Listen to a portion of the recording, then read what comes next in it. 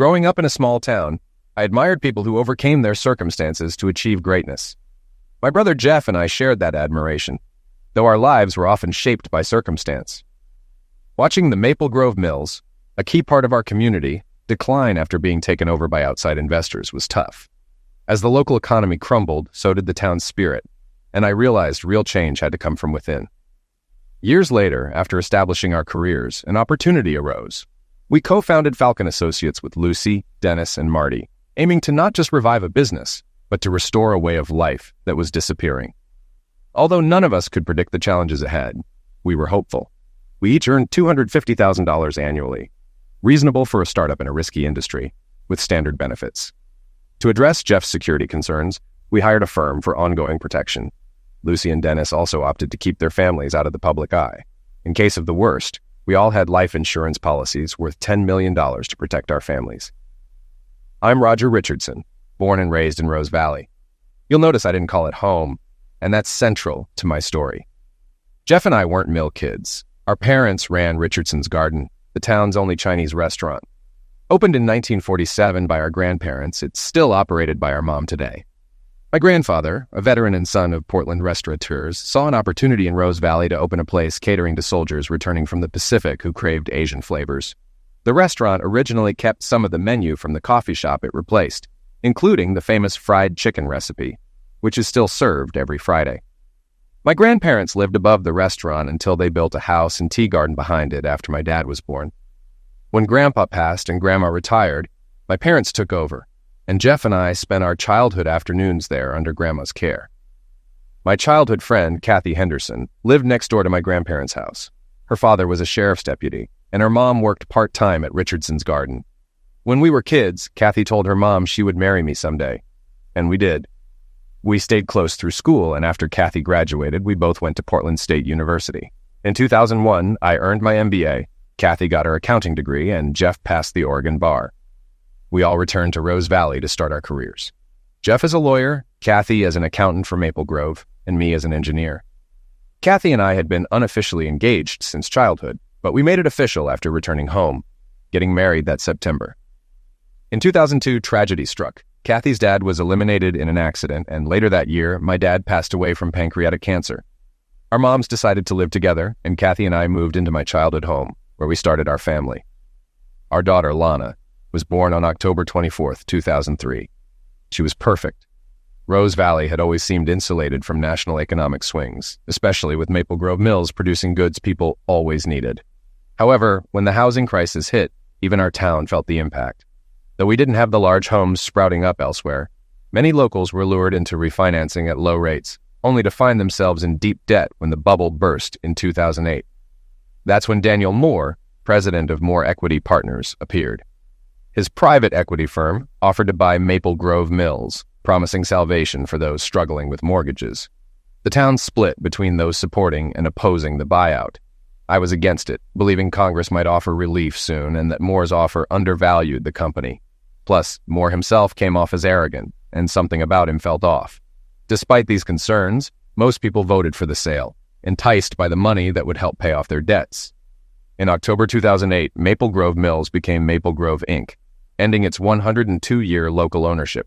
Problems began right away. Local farmers were forced to lower prices, quality control issues emerged, and even the packaging suffered.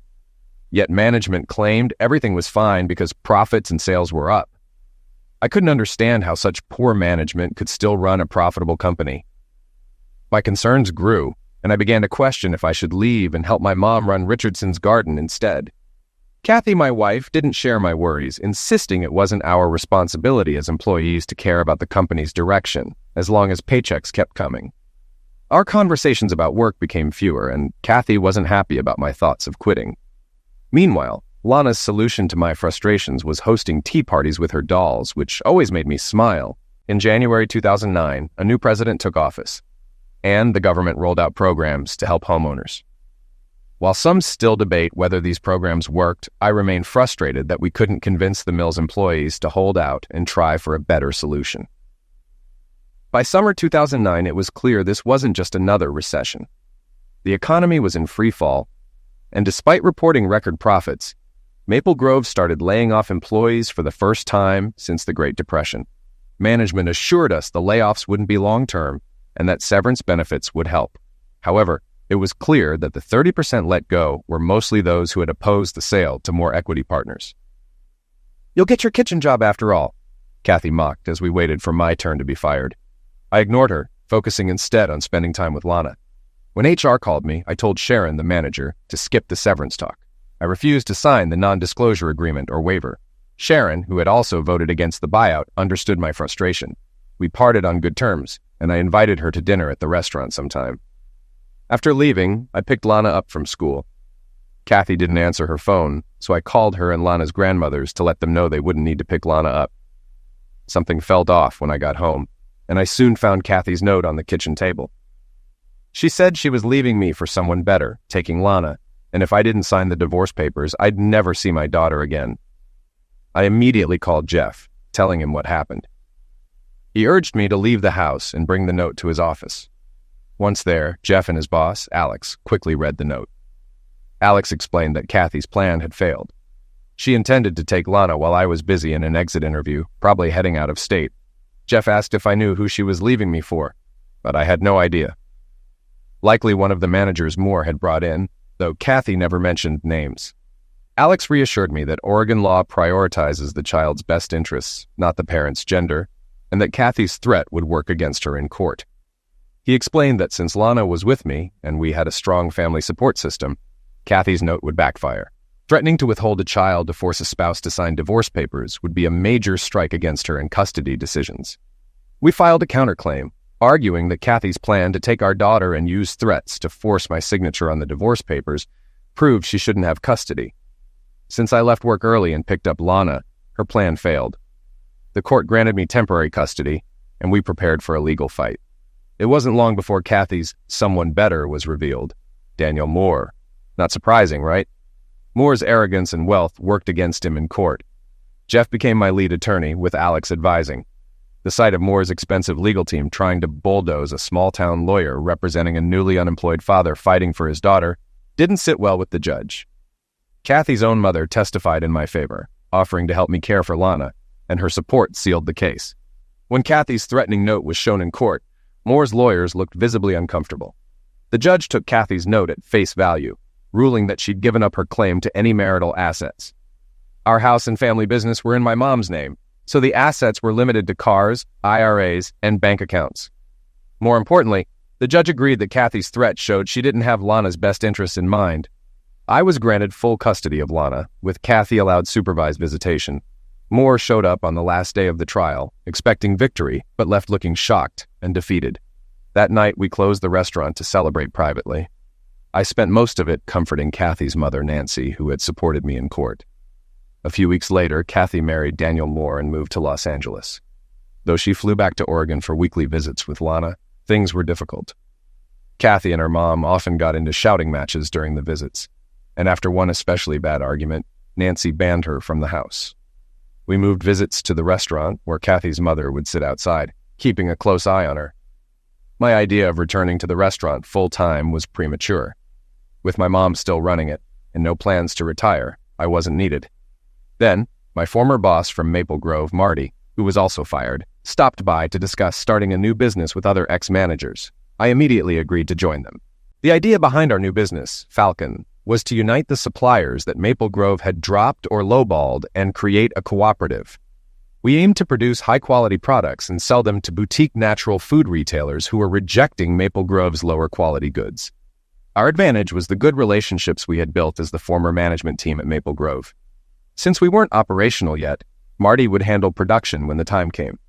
My role was to apply my MBA, drafting a business plan to secure funding and a marketing plan to convince suppliers we could sell what we produced.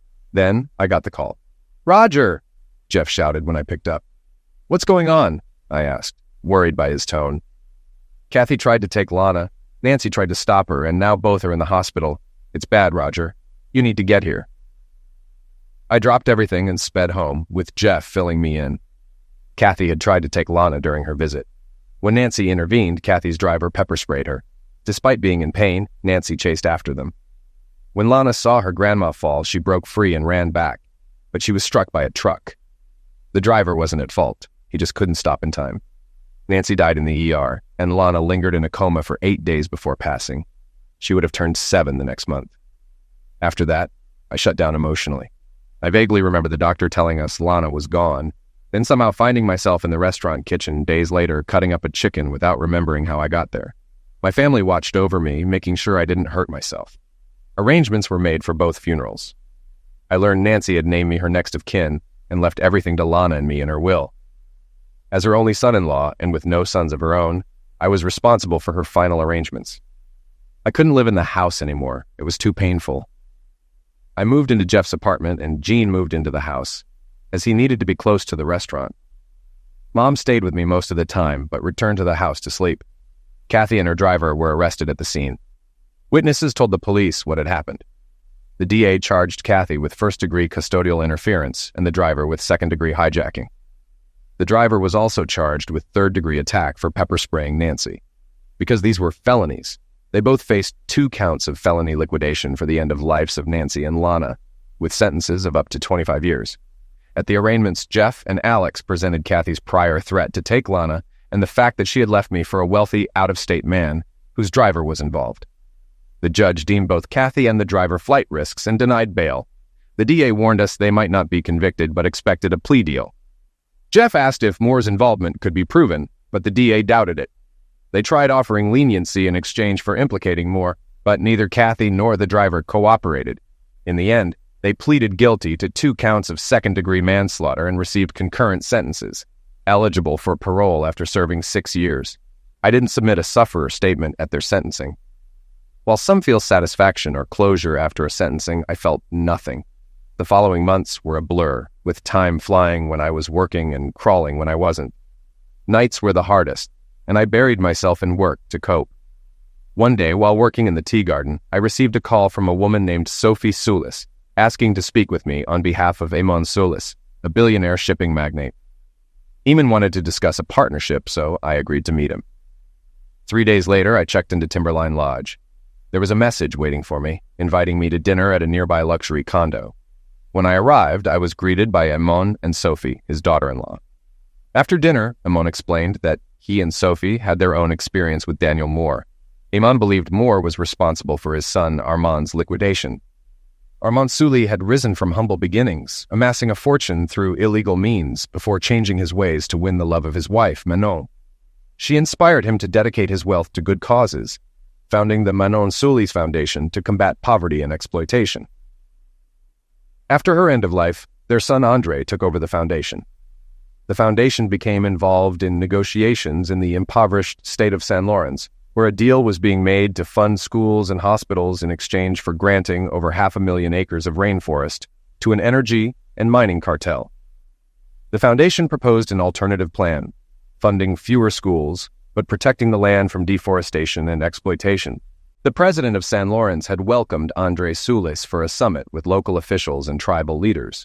However, their plane disappeared over the rainforest, and shortly after, the vice president took over as president.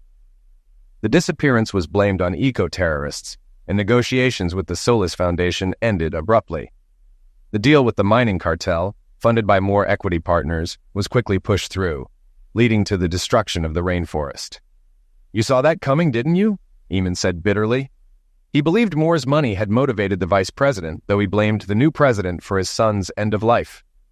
I recalled Jeff's words to our DA about Moore being behind my family's tragedy. Eamon admitted he wanted revenge but resisted because his late wife Manon and son wouldn't have approved.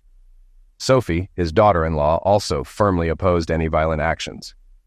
Eamon shared a photo of his grandchildren, explaining that yielding to his darker instincts could cost him his relationship with them. When I asked why we were meeting, Eamon explained that Sophie had agreed he needed to act, but within legal and ethical bounds. Sophie then presented a folder detailing Moore's destructive business practices, including his acquisition of a bakery in Illinois. After initial growth, the company collapsed, leaving hundreds jobless, part of a pattern seen with other companies, including Maple Grove Mills. Eamon's proposal was clear. Someone needed to rescue these companies and prove that businesses could succeed with integrity. He suggested I take the lead, using my experience battling Moore in the divorce and custody case as a public face. Eamon and Sophie couldn't act directly, as it would look like rich people playing with businesses, but I could step in as someone with a personal stake. Skeptical, I asked if we could really succeed. Eamon pointed out that we were already trying to start a business based on integrity. He offered to provide the resources, ensuring the rescued companies wouldn't fail, unlike Moore's ventures. Sophie clarified that they wouldn't fake profits like Moore, but truly support the company's growth. Eamon promised that even if the venture ultimately failed, workers would benefit from restored jobs and a soft landing. I agreed to discuss the plan with my associates, ensuring complete transparency with them. The Falcon group consisted of 4 members: Marty Ball, my former Maple Grove manager; Lucy Armstrong, Kathy's ex-manager in finance; Dennis McCoy, Maple Grove's former tech manager; and me. We hadn't yet decided on my role beyond drafting business and marketing plans. Jeff and Alex were involved for legal counsel, as they would handle our legal affairs if we officially became a business. We met at the restaurant, reviewing the proposal from Timberline while having dinner. Marty and Lucy were impressed, while Dennis agreed as he sampled a new dish. Lucy questioned the legality, and Alex explained that, as a privately owned company, the plan was legal, as long as no false claims were made to investors or lenders. Marty noted this clarified my role in Falcon as heading business development and marketing, though Jeff expressed concern. He pointed out that Eamon wanted me as the public face of the venture, which could put me in Moore's crosshairs if we succeeded in tarnishing his reputation. Jeff's worries were valid, but we moved forward regardless. We drafted a counter-proposal addressing these concerns, and our group, including Jeff and Alex, returned to meet with Eamon and Sophie to finalize the details. Falcon Associates was established as a New Mexico Anonymous LLC, where the owners' identities remained private. Jeff and Alex would represent us individually, while a separate attorney would serve as corporate counsel. Eamon and Sophie owned 50% of the company, and the 4 of us owned the other 50%, ensuring no single party had control. We agreed to make decisions as a unified block. Externally, we would appear as employees of Falcon, Marty as Director of Operations, Lucy as Director of Finance, Dennis as Director of Technology, and I as Managing Director. Whether I would also lead business development and marketing was undecided until we understood the resources available in the companies we aimed to rebuild. We set equal salaries of $250,000 per year, reasonable for a high-risk startup. We also arranged standard executive benefits and a 24/7 security hotline for our families. Lucy and Dennis opted to stay out of the public eye due to their families, and each of us had a $10 million life insurance policy for worst-case scenarios. A week after signing the agreements, Eamon informed us our salaries and benefits were in effect, and Falcon had $100 million in working capital with a $100 million reserve. Lucy was stunned when the financial statement arrived. It was a fraction of Eamon's wealth, but more than any of us had ever expected to manage. 3 weeks later, the Illinois Baking Company closed, leaving 316 workers unemployed. Soon after, Falcon Associates LLC successfully bid to acquire Pathway Bakeries, Inc. for $28 million, with plans to reopen the facility by mid-December. Falcon's managing director, Roger Richardson, stated their goal was to rebuild Pathway with a focus on people and quality, correcting the toxic culture under its previous owners. Falcon's acquisition was big news in Kelton, Illinois, a town hit hard by job losses since 2007. Former Pathway workers, like Rena and Andy Dean, felt betrayed by more equity partners, who had promised work before suddenly shutting down the plant. Now, just before Christmas, Falcon had acquired the plant and planned a public meeting to discuss its future. At the meeting, held at Kelton High School, the 600-seat auditorium was packed, with many attendees bringing their families. Former employees had each received an envelope, which they were instructed to open during the meeting. Inside were rehire letters offering them their jobs back, along with a $1,500 prepaid Visa card to help with holiday expenses. Roger Richardson, along with Marty Ball, explained that while the plant wouldn't be operational by Christmas due to neglected equipment, employees would return to work in stages starting in 2 weeks. Health insurance benefits had already been reinstated, and all salaries and seniorities would be preserved. The crowd responded with cheers, applause, and tears of relief. The night ended with a buffet in the school gym, where Falcon Associates officially welcomed back the Pathway workers and their families. I couldn't resist one more jab during interviews after the meeting, highlighting how the new Pathway would succeed on quality and integrity, everything the previous owners lacked. That evening, we shook hands with soon-to-be employees and their families who just weeks earlier had lost hope. Seeing the change in their eyes was uplifting. As we headed to the hotel, Marty asked, "Think any of this is getting back to Moore?" "No clue," I replied, "but it feels pretty good." Headline: Falcon gifts displaced pathway workers, $1,500. December 12th, 2011, Kelton Record, Falcon Associates surprised former pathway workers by giving them $1,500 Visa gift cards. Falcon, based in Albuquerque, plans to reopen the Kelton Bakery next week, initially hiring 70 workers, with hopes of rehiring all 300 by February. Mary Gladden, a former employee, was brought to tears by the unexpected generosity. "I didn't think I could give my kids much this Christmas. Now I can." Falcon's announcement made headlines nationwide. Videos from the meeting went viral, and news stories popped up with titles like "Pathway Rises from the Ashes" and "Miracle on Kelton Boulevard." One article even dubbed me the new George Bailey, while Daniel Moore was portrayed as Scrooge McMoore.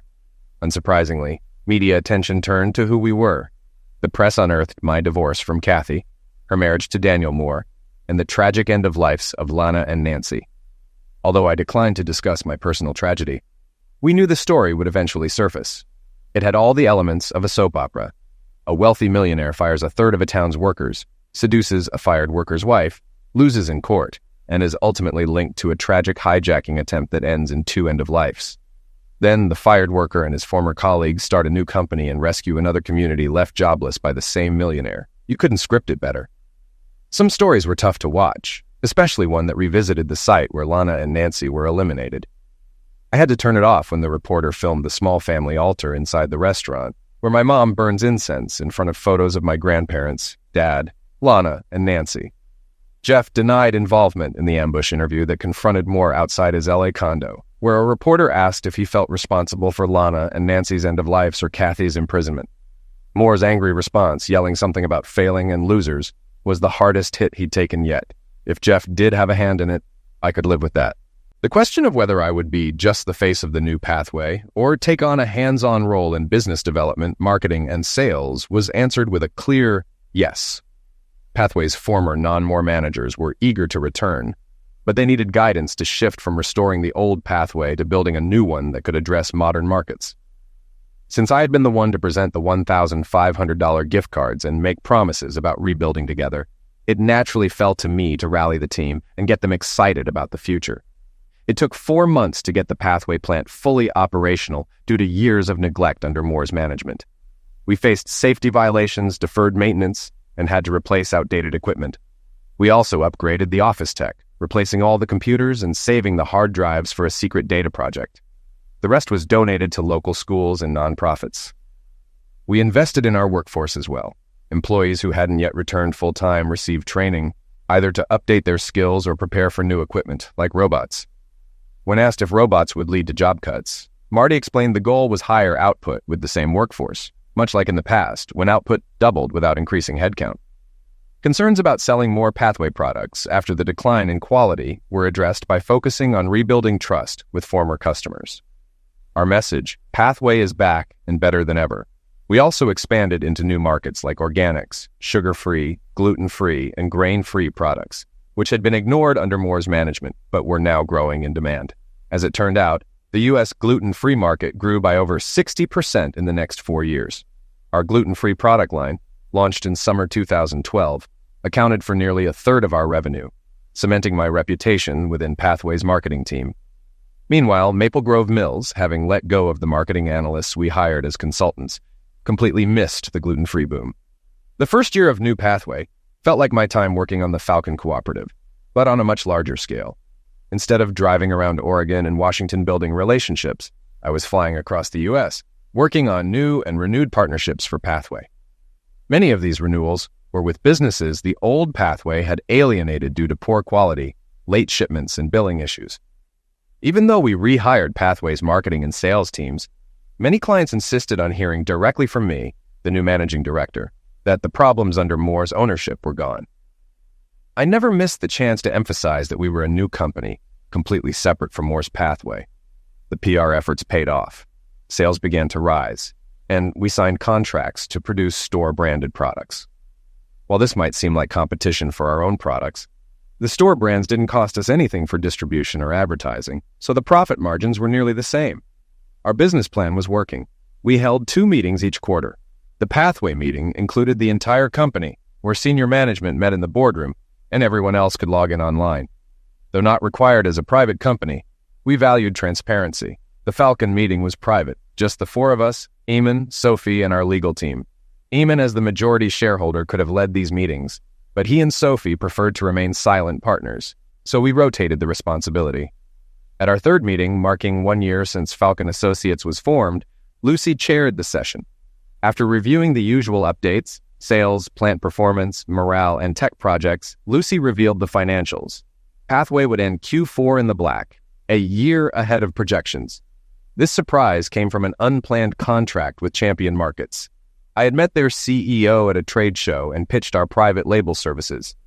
When Champion expanded into the Southwest, their existing supplier became overwhelmed, so we took over their hard-baked snack line. It was a win-win with no job losses, and the deal looked promising for long-term success. The new Pathway's first holiday party was on December 21st, 2012, our last workday of the year. The company provided the main dishes, and employees brought potluck items.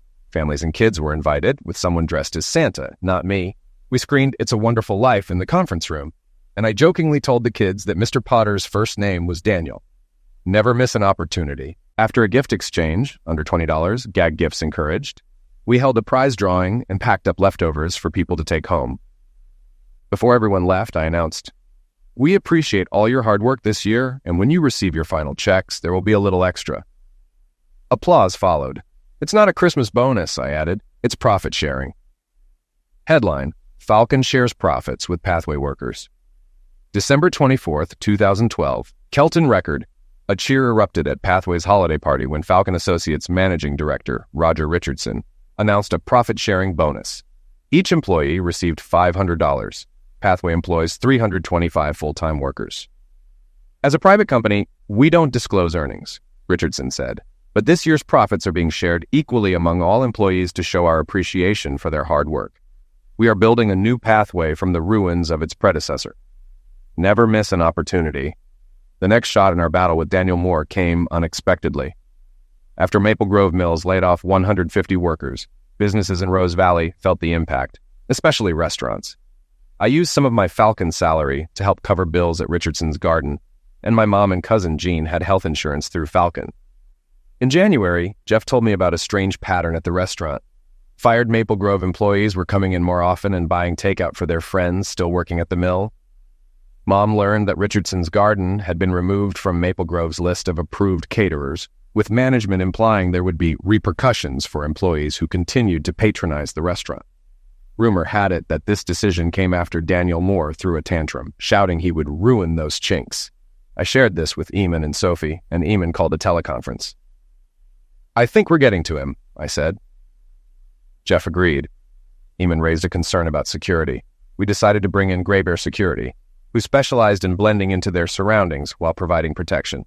We hired a new waiter for Richardson's Garden, a retired Navy chief named Duke, pronounced Duque, who also drove for Mom and moved into a spare room at her house to assist her if needed. According to Mom, Duke was an excellent waiter and driver. Eamon made some calls, and a TV chef who featured small-town eateries came to Rose Valley. He visited local spots, including a breakfast house, brewery, and an artisan baker who praised his stone-ground flour from a historic grist mill.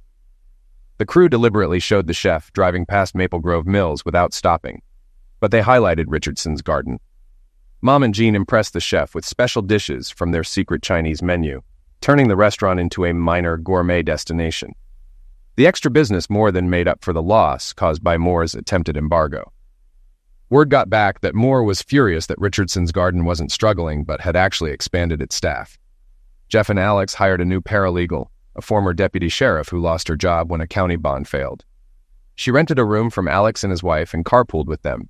Meanwhile, Marty, Lucy, and Dennis opted against full-time security but added someone to the Pathway security team. They also hired a nanny to shuttle their kids between school and home, helping them manage their busy work-from-home schedules. I hired an executive assistant, Rebecca Sullivan, a former Navy NCO who had handled maltreatment from a superior officer by putting him in the hospital. Her story of taking him down impressed both Marty and me. Marty said, "She's perfect for you," comparing her attitude toward power misusers to mine when talking about Moore. Rebecca was highly competent as an assistant, and while I wasn't eager to test her bodyguard skills, her presence was reassuring. Rebecca and Dave Simpson, the new security guard at the executive office, moved into condos in the same complex where Marty and I lived. They integrated into our work and lives seamlessly, with Rebecca and I carpooling to work, supposedly to save gas. Rebecca's arrival also resolved a staffing issue. Maureen, who had been supporting both Marty and me, was reallocated solely to Marty, who was now Pathway's general manager after its previous manager, Harry, retired due to health issues. This left Rebecca to fully assist me with my cross-country duties as managing director of Falcon and Pathway. When I asked Rebecca how much she knew about our operations, she surprised me by revealing that Gray Bear Security, her employer, was a subsidiary of Global Maritime Protection Services, owned by the Sully's shipping group. I should have expected that connection. The rest of Q1 2013 was steady, with monthly financial improvements. If we maintained this pace, we'd be a $10 million company by year-end, though we were mostly restoring Pathway to where it had been before Moore's mismanagement. Despite this progress, our only notable victory against Moore was his failed embargo on Richardson's garden. We knew we needed to escalate things to the next level. An opportunity soon presented itself. Westover Foods, Inc., Phil Barnes explained at our Q1 Falcon meeting, makes Marvel bread and Happy Snack cakes. Management has drained it financially while promising to maintain the pension fund. This month, they reneged on the pension, violating the union contract. If the union refuses contract changes, the company will go under. But they'll keep the pension. If they accept, the company fails anyway, and they lose everything. Bankruptcy seems inevitable, Lucy said. Phil confirmed the union had voted down the new contract. 2 bids are in, $680 million for Happy, likely a done deal. More Equity Partners is the sole bidder for Marvel at $30 million. They won't like that, Dennis noted. They don't, Phil agreed, which is why they approached us. They like what we're doing with Pathway. If we take over Marvel, they'll make compensation concessions to keep the pension fund intact. Bidding against Moore takes things up a notch, I said. Do we know what it would take to outbid him? Iman asked, Phil replied. Moore's bid was a take it or leave it offer. He's publicly claimed Marvel is a loser, and he's the only one who can fix it. So just bidding makes him look bad, I reasoned, and forces him to reconsider his offer. But could we save another company? Falcon Associates buys Marvel bread from Westover Foods, April 9, 2013. Food business news. Falcon Associates has purchased Marvel Bread Company assets for $43.85 million. The acquisition includes 4 brands, 5 baking plants, and 11 depots, expanding Pathway's distribution into the Pacific Northwest and Midwest. A week later, we flew to Portland for Marvel's first all-employee meeting. Gray Bear Security handled our travel, and we were greeted by security at the airport. The meetings were more straightforward than Pathway's debut, as the unions had initiated our involvement. Marvel's workers wanted to meet us face-to-face to hear our plans. Half of Marvel's 430 employees attended in person, while the rest joined via video conference. We discussed our success with Pathway and assured them that Marvel products would be distributed alongside Pathway's. The turning point came when I mentioned growing up in Oregon eating Marvel's Pioneer Trail honey butter bread. I vowed to make sure it didn't disappear, which seemed to reassure them. Afterward, we toured the Portland, Anchorage, Spokane, and Billings plants. Marty returned to Kelton, while the rest of us flew back to Portland, where we were picked up for the drive to Rose Valley. Lucy and Dennis worked remotely from Rose Valley, traveling to Illinois as needed. Meanwhile, my extended absences made me realize that spending time in Rose Valley was difficult.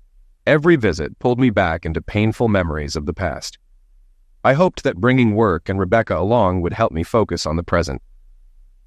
Rebecca, my executive assistant, insisted on staying in my apartment's second bedroom over the restaurant. Mom didn't seem to mind. She might have even thought having someone new around was a good thing after Kathy. One night, I woke up to find Rebecca next to me. She explained that I had been shouting in my sleep, calling out for Lana and Kathy, and she had stayed to comfort me. She thought I might have PTSD and urged me to talk to someone. Later, as we reviewed notes from the Marvel meetings, Rebecca asked how I managed to inspire hope in others while struggling with my own pain. I had no answer. The rest of my visit to Rose Valley felt uncomfortable, haunted by bad memories at every turn. By the time I left, it was clear that Rose Valley was no longer my home. Rebecca was right. I needed help. When you're the managing director of a company in the spotlight, and featured on Fortune, seeking help for potential PTSD isn't as simple as calling your insurance's provider list. Even though Falcon's success was a team effort, I was the public face, and any perception of instability could damage our business and damage our fight against Daniel Moore. Naturally, Eamon had a connection. After some calls, I saw a doctor in Chicago. The diagnosis confirmed Rebecca's suspicion. I had PTSD, mainly from unresolved grief over my daughter and anger at my ex-wife, with my worst episodes triggered by visits to Rose Valley. But my PTSD wasn't the only issue. I was also dealing with chronic stress from work, responsibility for hundreds of jobs, and the constant presence of bodyguards. On top of that, I showed signs of depression. I left the doctor with medication and a stress management plan, returning for bi-weekly therapy. We didn't have to save another company to meet Sophie's condition about avoiding damage to innocence. We just had to save jobs. Marvel turned out to be easier to rebuild than Pathway, as Westover's equity group had ignored it while gutting Happy Brands.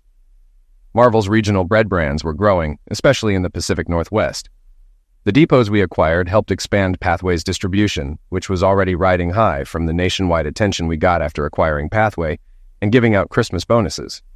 The grassroots support boosted demand, and we had to add shifts to meet orders for the holidays, making it the biggest Christmas in Pathway's history. The concessions Marvel's union made allowed us to equalize pay across all Falcon divisions, and once that was done, the union concessions were lifted. The unions representing Marvel, Westover, and Pathway employees eventually merged and negotiated as one, making it easier for us to handle contracts nationwide. Marvel Bread, combined with therapy, was good for me. By the end of December, my blood pressure had dropped 20%, and I had learned to redirect my dreams to happier memories of my daughter. We all celebrated a happy new year in 2014. Well, maybe not everyone. Our first quarterly meeting of 2014 went smoothly. Sales were up, plants were performing well, and employee morale was strong. Then, we got the results from our secret data project. When Falcon acquired Pathway, we inherited not just its physical assets, but its intellectual property, including old data. Dennis's team had been working for years to recover deleted data from the servers and backups, some of which Moore's people had carelessly left behind when they wiped the hard drives. It turns out Moore had used Pathway's finances to commit fraud, shifting money around to make the company look profitable. We found emails, account numbers for offshore accounts, and records linking him to schemes at other companies like Wilson Energy and Paulson Mining. Even more shocking, Dennis uncovered records showing that Moore orchestrated the financial distress of Rose Valley homeowners to force a buyout of Maple Grove Mills. His group had issued toxic mortgages to residents, pushing more than 60% of the town's homeowners underwater, effectively ruining the lives of many in order to seize control of the company. We handed all the data over to the Consumer Financial Protection Bureau, the FTC, the SEC, the IRS, and other agencies.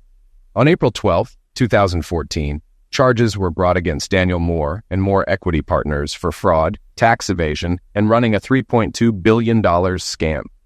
Moore had falsified revenues to secure loans and used fraudulent money to pay off earlier lenders. The IRS uncovered offshore accounts and layers of companies used to hide the stolen money. The SEC sought the return of Moore's ill-gotten gains while the DOJ froze his assets. A court hearing was scheduled for December, and the IRS requested the asset freeze continue. The trials lasted over a year, during which Moore repeatedly claimed the evidence against him was faked. Dennis and Lucy testified about recovering Pathway's data, and Moore's defense couldn't explain how fake data included real offshore bank accounts in places like the Bahamas and Luxembourg, holding over $1 billion that were never reported to the IRS. On June 24, 2015, Moore was sentenced to 60 years in prison for fraud and tax evasion. He had founded Moore Equity Partners in 1985, which owned 5 companies at its peak. Moore was convicted of falsifying revenues to secure loans, using fraudulently obtained money to pay off earlier debts, and hiding the proceeds to evade taxes. He was ordered to pay $3.2 billion in restitution. In addition to Moore, 7 partners and over a dozen employees were also indicted. They either pled guilty or were convicted after testifying against Moore. However, we were disappointed when the DOJ classified Moore's carnivory mortgage scheme in Rose Valley as a civil violation, with no criminal charges. The government seized $2.8 billion in assets, including offshore accounts, properties, and personal items. Falcon Associates received a whistleblower award from the IRS for 30% of the recovered amount. At an estimated $960 million, it would be the largest award in history once the assets were fully liquidated. Our plan to take down Daniel Moore by reviving the businesses he ruined would result in nearly $600 million in profit. My ex-wife, who had worked in Maple Grove Mill's finance department under Moore, was not charged. She kept $500,000, a $1.6 million LA condo, and some cars. Until her release from prison, her assets were managed by a court-appointed guardian. Eamon Sulis passed away peacefully on October 2, 2015 at age 91. Though no evidence linked Moore to the end of life of Eamon's son, Andre, we hope that seeing Moore imprisoned brought Eamon some closure. His memorial was a private affair, with only his daughter-in-law Sophie, his grandchildren, and close friends. We didn't attend, as he had wanted to keep his connection to Falcon Associates secret to protect us all. Media reports stated that Eamon left millions to charity, with his shipping empire going to his daughter-in-law and grandchildren. Several weeks after his will was read, we met Sophie at the Timberline condominium. Eamon bequeathed his share in Falcon Associates to me, Sophie said, ensuring we remained business partners.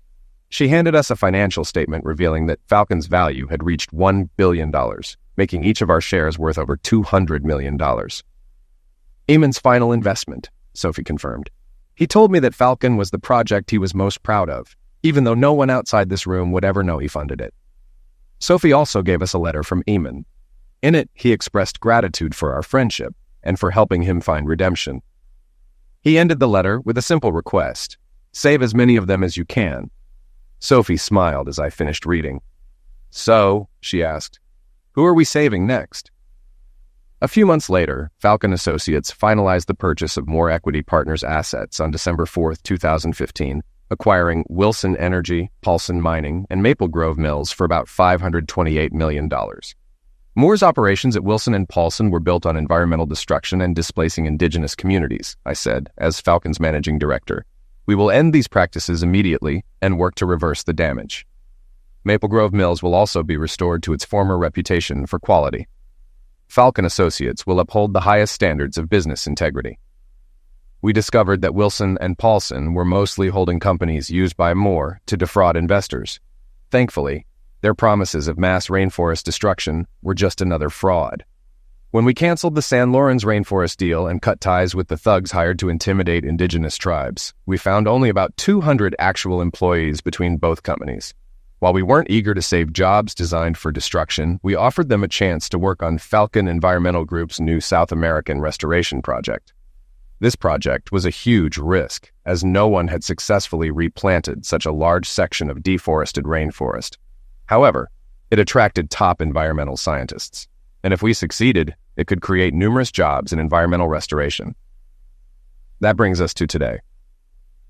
I'm sitting in a warehouse at Maple Grove Mills, the only place large enough to hold all current and former employees and their families. We've set up a stage, and around 70% of Rose Valley's population is here, waiting to hear from us. We'll start with our Falcon message: success through quality and integrity. We'll remind them that Maple Grove was once a place of respect, fairness, and high standards, and that we can make it that way again. Rebuilding Maple Grove won't be like saving Pathway, Marvel, or even Wilson and Paulson. Those companies' workers were united, but here, a third of Maple Grove's staff were pushed out 4 years ago, not just for a short time. We hired many of them as Falcon consultants and helped others find jobs at Marvel, and while we'll offer them positions at Maple Grove again, not everyone may want to return.